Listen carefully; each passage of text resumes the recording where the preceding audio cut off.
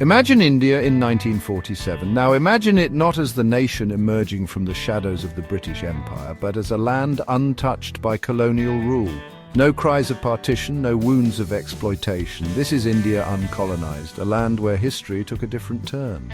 A land where the tapestry of its destiny was woven by its own people with threads of self-determination and cultural continuity. What might this India look like? Would its ancient social fabric remain intact, or would it evolve along unique pathways? How would its economy have flourished without the drain of colonial resource extraction? These questions invite us to delve into an alternate history, a thought experiment that reveals much about the forces that shaped India, both the visible and the invisible. This exploration is not simply an academic exercise, it is a journey into the heart of what it means to be Indian, to understand the nation's resilience and its complexities. It is a reminder that the India we know today, with its triumphs and its struggles, is but one outcome on the vast chessboard of history.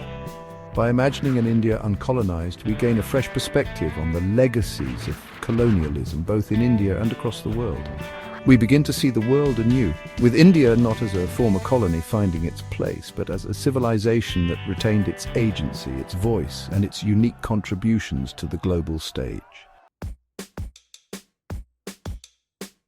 Without the imposition of British rule, India's political landscape would have evolved along dramatically different lines.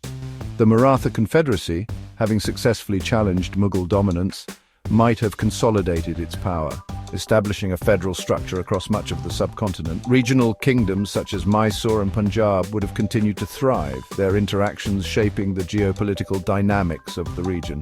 This is not to say that a united India would have been an impossibility.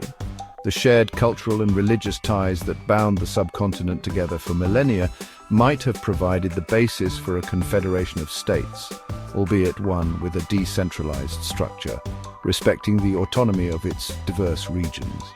The idea of a United States of India, with its roots in ancient notions of regional autonomy within a larger cultural framework, might have found fertile ground. This alternate political landscape would have had profound implications for the development of democratic institutions in India.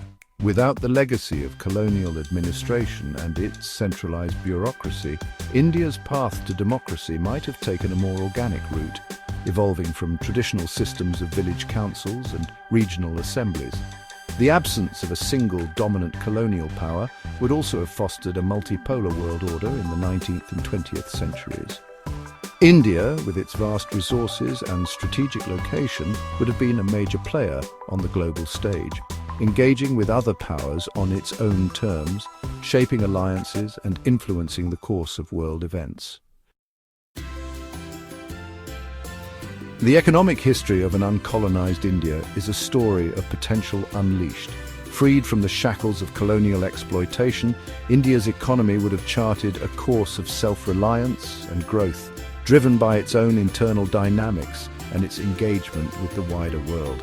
The textile industry, a cornerstone of India's pre-colonial economy, would have continued to flourish.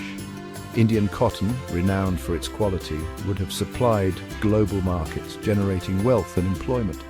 The Industrial Revolution, which took root in the West, in part due to access to raw materials from colonies like India, might have unfolded differently with India as an equal partner in trade and technological exchange. India's spice trade, a source of envy and competition for centuries, would have remained a key driver of its economy. The aromatic treasures of the East would have continued to flow through ancient trade routes, connecting India to the world and fueling its prosperity.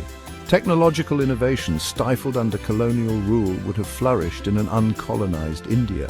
Indian mathematicians, astronomers and metallurgists, building on centuries of accumulated knowledge, would have made significant contributions to scientific advancement.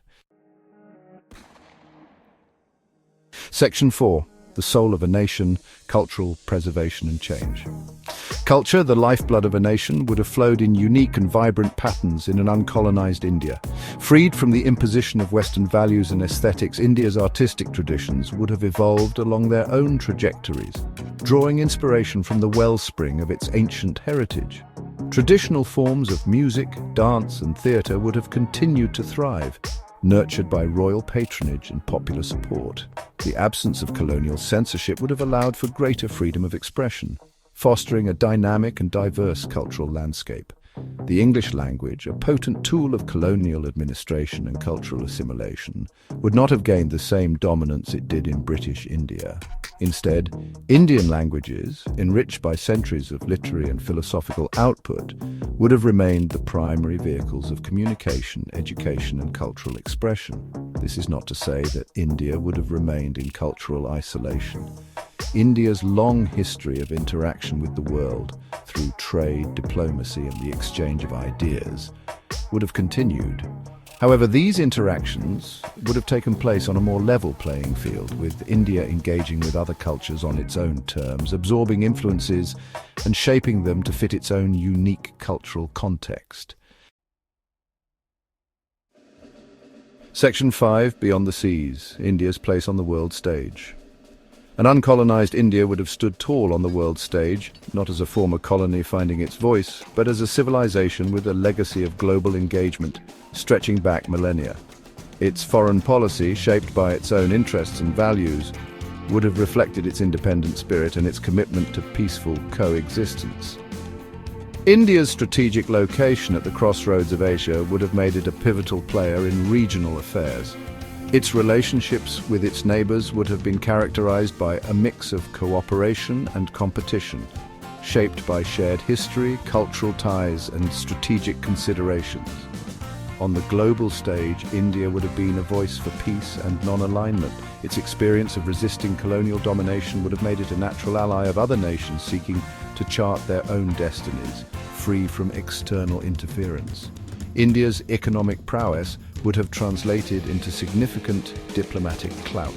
Its vast market and its resources would have made it a sought-after partner for trade and investment, allowing it to leverage its economic strength to advance its foreign policy goals.